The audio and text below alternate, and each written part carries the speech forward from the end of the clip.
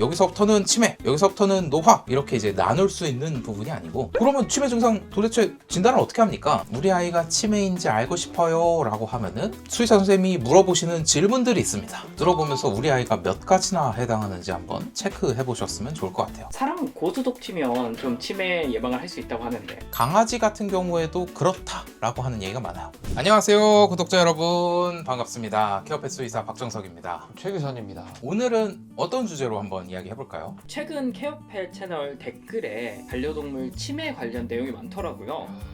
그래서 오늘은 치매 관련 내용을 얘기해 보았으면 합니다. 그럼 우리 채널 구독하시는 분들이 약간 좀 관심이 많으신 분들이고, 사실 관심 많으신 분들이 노령견을 키우는 경우가 많아. 아무래도 이제 강아지들이 나이가 들면 들수록 건강에 대해서 관심을 많이 가지시고, 그러다가 보니까 케어펫 채널까지 와서 영상을 시청하고 계신 분들이 많을 텐데, 나이가 들면 들수록 이제 뭐 다른 건강적인 부분도 생각해야 되지만 뇌 건강, 정신 건강도 되게 중요해요. 통계적으로 봤을 때 강아지 치매 같은 경우에는 유병률이 굉장히 높습니다. 일부 뭐 연구마다 조금 다르기는 한데 10살 이상 강아지에서는 한 28% 정도가 내가 예전에 학교에서 배우던 것보다 좀 더 수치가 올라간 것 같은데? 이제 좀 경미한 치매 증상까지 어. 모두 포함했을 때 28%, 뭐 심각한 경우에는 한 10% 정도 이상이라고 말을 하는 경우가 있고, 15살 이상 강아지를 기준으로 했을 때는 68% 이상이 강아지 치매, CCDS라고 하는 강아지 인지장애 증후군에 이환되어 있다라고 하는 연구 결과들이 있어요. 노화인지 치매인지 확인할 수 있는 구분법이 있을까요? 사실은 이제 엄밀하게 말씀드리면 노화와 인지장애 증후군 은 명확하게 구분되는 병은 아닐 수도 있어요. 뭐 노화를 병이라고 하니까 이상하긴 한데, 그치. 강아지에서 인지장애 증후군이라는 말을 붙이는 이유가 증후군이 하나의 병으로 보기 애매한 그런 증상들의 총합을 증후군이라고 부르거든요. 뇌가 위축되기도 하고, 뇌 뭐 베타 아밀로이드 축적이 되기도 하고, 뭐 여러 가지 이제 신경 전달 신호라든가 그런 것들이 바뀌면서 나타나는 여러 가지 이제 증상들이 다 있는데, 그게 결국에는 늙어서 나타나는 증상 중에 하나거든요. 어디서부터 칼로 잘라서 여기서부터는 치매, 여기서부터는 노화 이렇게 이제 나눌 수 있는 부분이 아니고, 결국에 이제 보호자님들께서 이런 질문을 하시는 이유는 우리 아이가 치매인가? 그냥 늙어서 그런 건가? 그게 이제 궁금하신 것 같은데, 나이가 들면 치매, 인지장애 증후군에 대해서 준비를 해야 된다 라는 거를 알아주셨으면 좋겠어요. 치매인지 아닌지를 집에서 좀 간단하게 확인해 볼 수 있는 체크리스트 같은 게 있을까요? 우리 강아지가 치매인지 아닌지에 대해서 알아보고 싶은 마음은 인정하는데, 그치. 치매의 진단은 되게 어려운 부분이 많기는 해요. 일단 동물병원에 와서 우리 아이가 치매인지 알고 싶어요 라고 하면은 수의사 선생님이 물어보시는 질문들이 있습니다. 그런 질문들에 대해서 한번 영상에서 말씀드릴 테니까 들어보면서 우리 아이가 몇 가지나 해당하는지 한번 체크해 보셨으면 좋을 것 같아요. 첫 번째, 방향 감각이 떨어집니다. 산책 나가서 그런 것뿐만 아니라 집에서도, 예를 들면 이 방에서 이 방으로 가야 돼, 아니면은 내가 화장실에 들어갔다가 여기로 나와야 되는데 나오는 길을 못 찾아, 아니면은 구석탱이에 이렇게 들어가면은 거기서 스스로 빠져나오지를 못해. 이런 일들이 혹시 최근에 우리 아이한테서 보인다라고 하면은 높은 확률로 인지장애 증후군일 확률이 있습니다. 두 번째로는 인터랙션. 보호자와의 상호작용이 굉장히 떨어집니다. 이게 상호작용이 떨어진다라는 게 무슨 말이냐면, 일단은 보호자가 불러도 반응이 없어. 보호자가 이제 딱 집으로 들어오면서 호두야 아빠 왔다 했는데 그냥 이러고 있어. 보호자와 이제 반갑게 인사하고 간식 달라 그러고 밥 달라 그러고 의뢰해야 되는 이런 것들이 사라지는 단계. 그냥 나이가 들어서 관심이 없나? 뭐 이럴 수도 있는데. 나에 대한 사랑이 식었나? 그치. 아니면은 얘가 이게 몸이 힘들어서 안 나오나? 로 생각할 수도 있고, 물론 그것도 있는 경우가 있는데 실제로 상호작용이 떨어지는 경우가 있을 수 있다. 그리고 세 번째로는 이제 수면 사이클의 변화. 요것도 초기 치매에 나타나는 증상 중에 하나인데, 낮에 일어나 있고 밤에 자야 되잖아요. 그게 이제 일반적인 수면 사이클인데 요게 무너지는 거예요. 밤에 깨어있는 시간이 점점 길어지고 낮잠 시간이 길어지는. 그래서 사실은 사람이 많이 힘들긴 하지. 엄청 힘들지. 최근 들어서 우리 아이가 밤에 계속 나랑 놀아달라고 낑낑낑낑 거린다거나, 아니면 계속 자기 혼자 밤에서 착착착착착착 거리면서 집에서 돌아다녀요 하는 일들이 있으시면 치매 증상일 수도 있습니다. 네 번째가 이제 배변 배뇨 실수죠. 원래 이제 대소변을 잘 가리던 아이들이 어느 순간에 이제 대소변 실수를 한다. 그냥 한 달에 한 번이 아니라 뭐 주에도 몇 번씩 계속 있다라고 하면은 요것도 반려동물 치매의 초기 증상일 수 있습니다. 그리고 이제 5번째로 활동성이 좀 떨어져요. 활동성이 떨어진다라는 거는 이제 그냥 무기력하다라는 얘기일 수도 있지만 반복 행동을 하는 경우들이 있어요. 똑같은 거 계속 하는 거야. 여기서 왔다 갔다 왔다 갔다 이거 뱅글뱅글 뱅글뱅글 도는 거. 보호자가 봤을 때 얘 왜 이러지? 근데 진짜 그러면은 좀 약간 아픈 거 아닌가라는 생각이 들 정도야. 이럴 이유가 없는 것 같은데. 맞아, 이럴 이유가 없는 것 같아. 패트롤링이라고 해서 집을 계속 뱅글뱅글 돌아요. 나이 들어서 소화가 안 되나? 뭐 이렇게 산책을 하지? 뭐 이렇게 생각하시는 분들이 있는데 치매의 초기 증상일 수 있습니다. 6번째, 불안도가 굉장히 높아진다. 원래는 집에서 혼자서 잘 있었던 우리 아이가 원래는 병원에 와서 수의사 선생님하고 있어도 전혀 뭐 문제가 없었던 아이가 계속 낑낑거리거나 소리 지르는 하울링 같은 증상들이 나타나는 경우가 가장 처음에 보통 나타나기 시작하고 나중에는 보호자와 함께 있는 경우에도 계속해서 불안 증상을 보이는 경우가 있어요. 잠자는 사이클 바뀌는 거하고 이 불안 증상이 두 개가 같이 업이 되면은 그때부터는 그쵸. 조금 속된 말이긴 하지만 지옥이 펼쳐집니다, 진짜. 7번째로는 학습 능력이 좀 떨어진다. 그건 어렸을 때는 하나를 말하면 이제 똑똑해가지고 그냥 그치. 착착착 알아들었던 애가 나이가 들면은 뭔가 훈련이 잘 안 돼. 아니면은 여기에 오면 안 되는 거야 했는데 이제 자꾸 못 알아들어. 뭔가 고집이 생기는 것 같아. 이런 부분들이 사실은 이제 학습 능력이 떨어져서 그럴 수도 있습니다. 지금까지 말씀드린 이제 7가지 중에서 보통 2가지 정도 이상이 해당된다라고 하면은 강아지 치매일 가능성이 있어요. 근데 제가 이제 집에서 이런 체크리스트를 통해서 강아지 치매 진단을 하기가 조금 어렵다라고 말씀드린 이유는 나이가 들면서 생기는 굉장히 많은 질환들이 치매와 헷갈려요. 나이가 들어서 관절염이 있어. 아프면 낑낑거릴 수 있죠. 아프니까 낑낑거리는 거랑 불안도가 높은 거랑 헷갈릴 수 있어요. 그리고 아프니까 잘 안 걸을 수 있죠. 그래서 활동성이 떨어져 보일 수 있어요. 그거는 관절염이 있는 환자지 치매가 있는 환자는 아니란 말이에요. 그러면 치매 증상 도대체 진단을 어떻게 합니까? 이러한 질환들을 다 배제하고 남는 증상만 봤었을 때 그것들이 질병으로 볼 만큼 심하다라고 하면은 우리가 반려동물 인지장애 증후군 강아지 치매라고 부르게 됩니다. 아까 말씀하신 것처럼 한 7개 중에서 일단 2개 정도 있어 보이면 한번 오시는 것도 괜찮아요. 치매 때문인지 아니면 다른 뭐 때문인지 뭐 검진도 할 겸 해서 집에서 체크리스트를 체크해보는 거는 당연히 좋은데 섣불리 진단해보라고 말씀드리기가 좀 조심스러운 부분이 우리 아이 늙어서 왜 그러나 했더니 치매였구나 하고 다른 병들을 눈치를 못 채실까봐 우리 아이 4개나 해당돼. 와 치매다.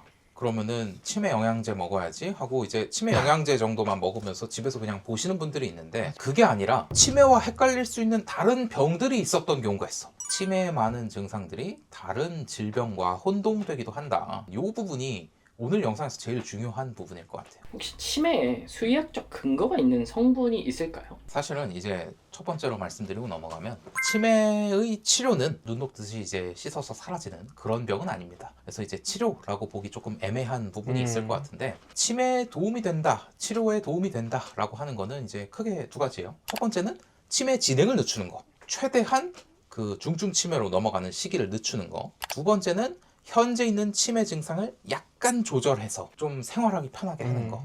이 2가지 관점에서 봤을 때 도움이 되는 성분이 있냐라고 하면은 당연히 있습니다. 실제로 이제 반려동물 인지장애 증후군에 대해서 치료약으로 허가를 받은 약물들이 몇몇 있어요. 하지. FDA에서 승인을 받은 약물은 제가 알기로 하나인데 셀레질린 같은 경우에는 원래는 사람에서 파킨슨병 치료제예요. 도파민의 생성을 억제하는 물질을 억제하는 거야. 그러니까 도파민이 많이 나오게. 그쵸.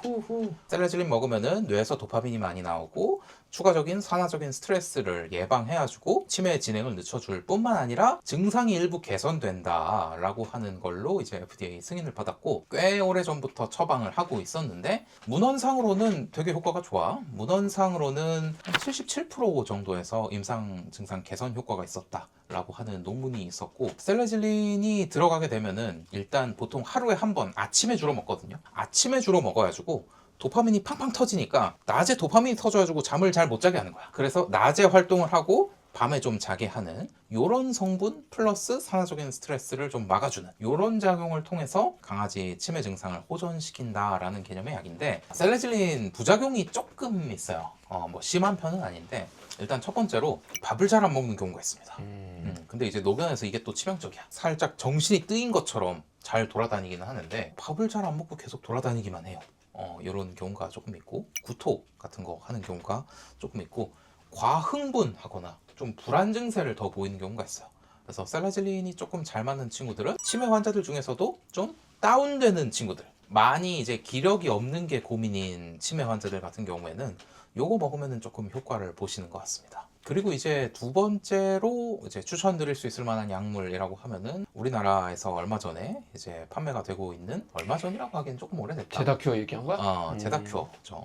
요 약이 뭐 세계적으로 뭐 승인을 받거나 그런 건 아직은 아닌 걸로 알고 있는데, 국내에서 이제 농림축산식품부의 인허가를 받아서 실제로 반려동물 인지장애 증후군에 대한 치료약으로 등재가 돼서 처방이 나가고 있습니다. 뭐 저도 수의사고 치매 환자를 보니까 처방을 많이 해봤거든요. 근데 효과가 없지 않아요. 근데 약간 진짜 초기에 많은 것 같다고 난 느꼈어. 그러니까 완전 애가 치매, 우리가 얘기 계속했지만 7가지 중에 막 6개, 7개 막 다 있는 애들은 맞아요. 초기에 먹을수록 효과가 조금 더 좋은 것 같기는 해요. 근데 이제 치매 중에서도 중증 치매인 아이들이 있는데 그게 완전히 개선돼서 멀쩡하게 돌아오는 건 아니야. 근데 밤에 잠을 좀 더 잘 잔다든가 보호자님들이 좋아하시는 경우가 많은 약이 이제 제다큐어였습니다. 근데 이제 제다큐어 같은 경우에는 조금 이제 부작용? 뭐 부작용. 제약사에서 막 정식으로 인정하진 않지만 수의사들이 처방을 하면서 이제 조금 느끼는 부분으로는 신장 수치가 조금 오르는 것 같아요. 맞아요. 근데 중증 치매 환자들은 대부분 노견이란 말이죠. 그치. 그리고 이제 노견들은 신장 기능이 막 온전치 않단 말이죠. 그렇다 보니까 처방했을 때 신장 수치가 나빠져서 많이 슬퍼하시거나 하는 경우가 있어서 조금 호불호가 있는 약물이다, 요거 같은 경우에도. 치매 관련 영양제라고 해서 판매되는 것들이 있는데 상세 페이지 보면서 얘기 한번 나눠볼 수 있으면 좋을 것 같아요. 실제로 이것들 효과가 있는지. 자, 봅시다. 우리 PD님들이 어떤 제품을 가져왔는지. 라이펫에서 나온 진정성 항산화제, 강아지 고양이 노견 치매 인지장애 두뇌 30호. 기능은 항염 및 항산화 작용을 한다라고 되어 있고, 인지 기능을 개선시키고 신경계 기능을 보호한다라고 되어 있어요. 치매에 필요한 부분들이 다 들어가 있네요. 주성분의 첫 번째가 MCT, 두 번째가 포스파티딜세린, 그리고 세 번째 코엔자임 Q10, 네 번째 퀘르세틴, 다섯 번째 글루타치온 들어가 있고, 구성분으로 자자자자자 들어가 있는데 전부 다 치매에 도움이 된다라고 알려져 있는 성분들이긴 합니다. MCT가 뭔지 헷갈리실 수도 있어요. 뭐 아이돌 이름 아니야? 이러시는 분들도 있는데, 중세지방산이라고 하는 건데 반려동물에서 치매였을 때 문제가 되는 부분들에 대해서 중요한 기전 중에 하나가 뇌세포가 포도당을 잘 사용하지 못해서 산화적인 스트레스가 쉽게 발생하고 뇌세포가 손상된다라고 하는 기전이 하나가 있는데, 그거에 대한 대체 성분으로 MCT가 많이 각광을 받고 있어요. 이 제품 같은 경우에는 치매에 도움이 될 수 있겠다. 근데 그렇다고 해서 뭐 치매 증상을 단박에 완화시킨다거나 그런 것은 아니고, 치매의 진행을 좀 늦추고 뇌세포의 추가적인 손상을 좀 막을 수 있는 데 도움을 줄 것 같다 라는 말씀을 드려보겠습니다. 프로젝트 21에서 나온 브레인 안티에이징 케어입니다. 첫 번째 원료로 있는 에리스리톨 같은 경우에는 기호성을 잡기 위해서 제 생각에는 쓴 것 같고요. 그런 것 같아요. 두 번째 가수분해 닭고기도 사실 기호성이죠. 기호성이지. 세 번째부터가 이제 치매에 도움이 된다라고 알려진 성분들인 것 같은데, 대부분 뭐 항염 그리고 항산화 제품들이긴 합니다. 뭐 용량이나 이런 게 써져 있지 않을까? 없어요 여기는? 네, 따로 없어. 없는 것 같아요. 요것만 보고 말씀드리기가 굉장히 애매한 게, 프로젝트 21 영양제 같은 경우에는 성분 함량이 안 써 있다. 방금 전에 본 경우에는 그래도 내가 뭐를 얼만큼 넣었어요 라는 거를 명기했는데, 그게 실제로 맞는지는 봐야 되겠지만요. 그럼에도 불구하고 안 썼다 라는 거는 괘씸죄. 그리고 이제 두 번째로 들어간 성분들이 방금 전에 본 것들에 비해서 저렴해 보이는 애들이 더 많이 들어간 것 근데 같다. 진짜 그래. 그러니까 비싼 것들이 조금 뒤에 있긴 해.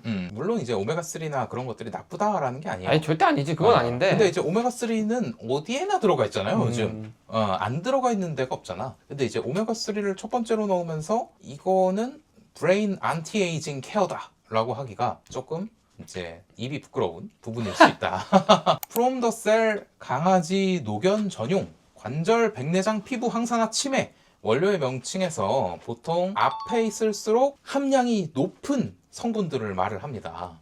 그래서 이 제품 같은 경우에는 제일 많은 성분이 쌀, 그리고 그 다음이 가수분해 닭고기, 그 다음이 글리세린 지방산 에스테르, 그 다음이 귀리, 그 다음이 감자 전분. 그 다음이 치즈분 말이야. 여기까지 봤었을 때 사실은 치매에 도움된다라고 말할 만한 성분이 없다. 아 근데 뭐 이거를 이것만 보고 알 수는 없으니까 몇 그램 들어있는지 뭐 써놨겠지.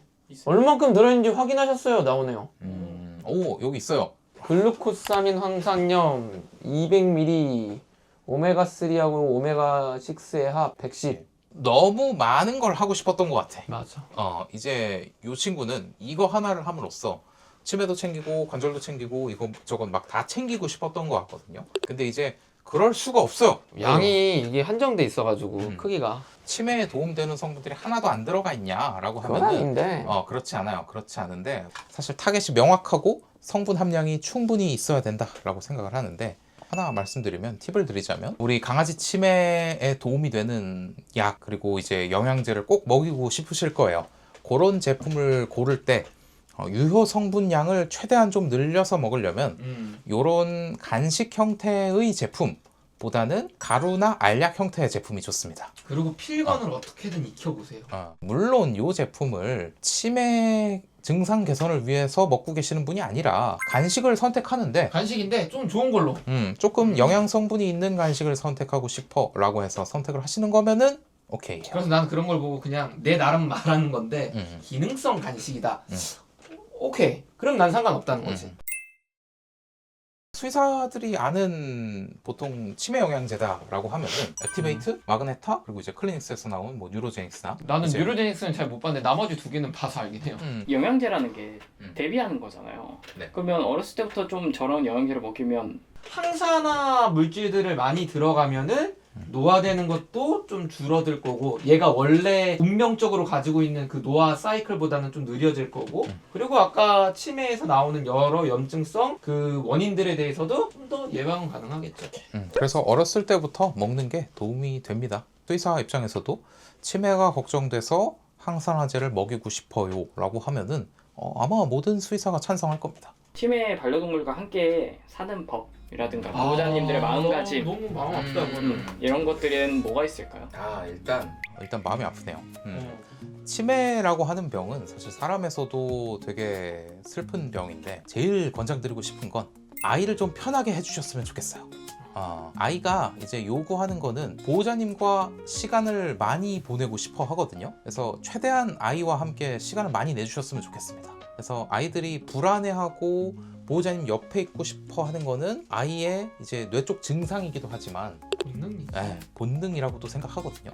보호자님과 함께 살 수 있는 시간이 얼마 안 남았으니까 더 많은 시간을 보내고 싶어 하는 사인으로 저는 생각하고 있어요. 그래서 이제 더 많은 시간을 보낼 수 있었으면 좋겠고, 두 번째로 아이들이 집안에서 좀 고생하지 않게, 그러니까 아이들이 집안에서 어디 막 부딪히거나 구석에 끼어 있거나 넘어지거나 하는 것들이 치매 증상이 심해지면 심해질수록 많아지거든요. 그런 일들이 최소한으로 발생할 수 있게 해주셨으면 좋겠어요. 집안에서 동선을 최대한 간소하게 하고 구석 같은 부분들을 좀 막아놔서 아이가 끼어서 못 나오게 할 만한 그러한 이제 사각지대를 좀 최대한 없애고, 아이가 넘어지지 않을 수 있게 밑바닥에 패드 같은 거, 방바닥에 패드 같은 걸 좀 깔아주시면 좋을 것 같고, 마지막으로 또 당부드리고 싶은 건 애들 많이 혼내지 마세요.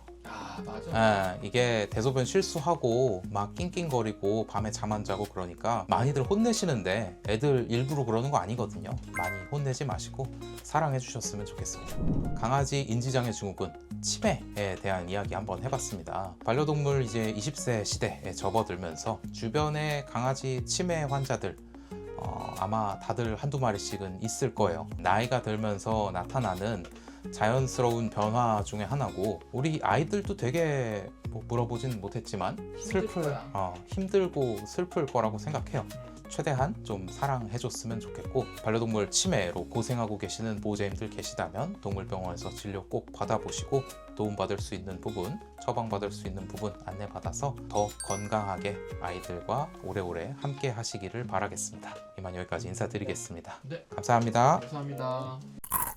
사람 고수독 튀면 좀 치매 예방을 할 수 있다고 하는데 실제로 임상 논문에서도 약물을 한 축으로 다루긴 하지만 그 이외에 영양적인 부분 그리고 생활 습관적인 부분도 굉장히 중요하게 다뤄요. 사료에 항산화제 자체가 많이 들어가 있는 처방식 사료를 먹인다든가 항산화제를 따로 영양제로 먹인다든가 맞아. 하는 것들이 치매 진행을 늦추는데 굉장히 유의미하게 도움이 된다 라고 공식적으로 알려져 있고, 두 번째로 생활 습관적인 부분, 예를 들면 사람 같은 경우에도 치매 안 걸리고 치매 좀 진행을 늦추려면은 머리 쓰는 놀이, 그런 얘기 많이 손 쓰는 놀이 이런 것들을 좀 많이 하면은 치매 예방에 도움이 된다라는 얘기를 많이 하는데, 강아지 같은 경우에도 그렇다라고 하는 얘기가 많아요. 첫 번째, 노즈워크 같은 거 새로운 자극이죠. 결국에는 코 냄새 자극, 그리고 이제 도파민 팡팡 터지는 거잖아요. 찾아서 먹었어 도파민. 이런 것들 다 좋고요. 두 번째로 새로운 곳에 가는 거 되게 좋아요. 새로운 냄새 맡고 새로운 곳에 여행 가고 그런 것들 생각보다 강아지들한테 굉장히 리프레시가 됩니다. 요거는 실제로 뇌과학적으로도 좋고 보호자님과 아이와의 추억을 쌓기에도 좋아요. 저는 진짜 추천드립니다. 여행.